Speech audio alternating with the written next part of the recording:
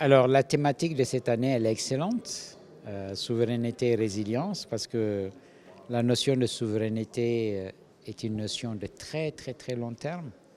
La souveraineté alimentaire, la souveraineté politique, institutionnelle, militaire et tout cela, ça s'acquiert sur du très, très long terme. Donc, ça veut dire qu'il faut être résilient. Et la résilience aussi vient de l'économie, avoir de plus en plus d'espace budgétaire pour nos États, de développer nos économies, de donner du travail à nos jeunes. Et c'est ça qui nous permettra d'être résilients et donc de bâtir ces souverainetés.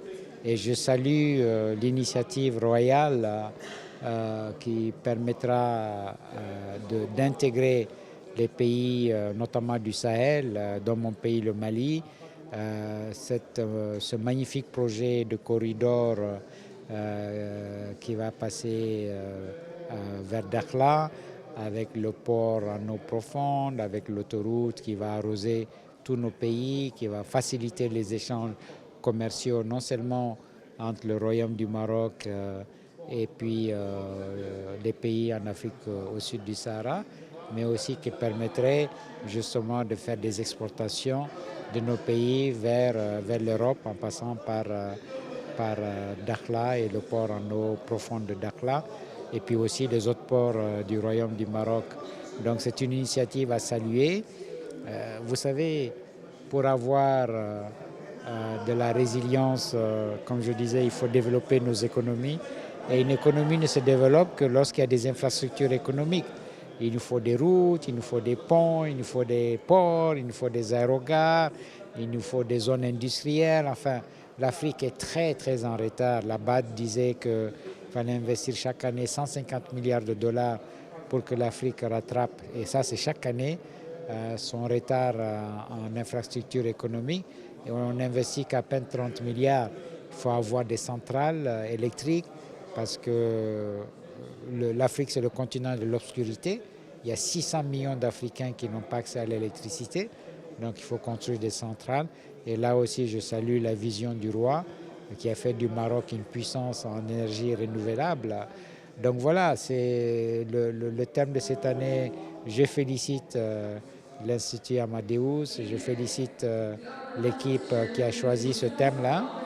Et je me réjouis de l'initiative royale de créer ces infrastructures économiques qui permettront de mieux connecter le Royaume du Maroc, mais aussi l'Europe au reste du continent.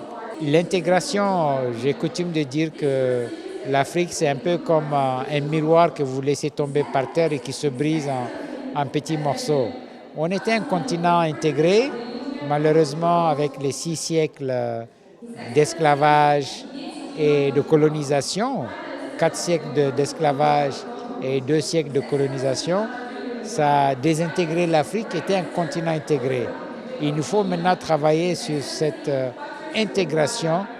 Il faut que l'Afrique, à l'instar de l'Europe qui a réussi son intégration économique avec l'Union européenne, les 27 pays, et ils continuent à intégrer d'autres pays, l'Amérique du Nord avec le Canada, les États-Unis et le Mexique qui ont fait l'ALENA, les pays de l'Amérique du Sud qui ont fait le Mercosur, les pays de l'Asie qui ont fait l'ASEAN. Il nous faut impérativement réussir la ZLECAf parce que 54 pays, ce n'est pas viable. C'est 54 petits pays avec des petites économies, des petites populations.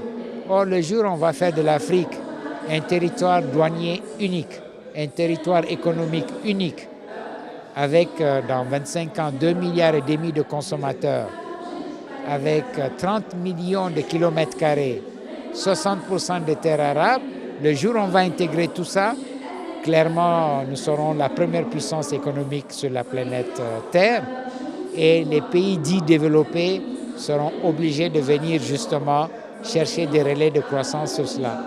Mais pour réussir cela, il faut intégrer l'Afrique, il faut casser les barrières pour que nous soyons un seul et unique marché, le marché africain.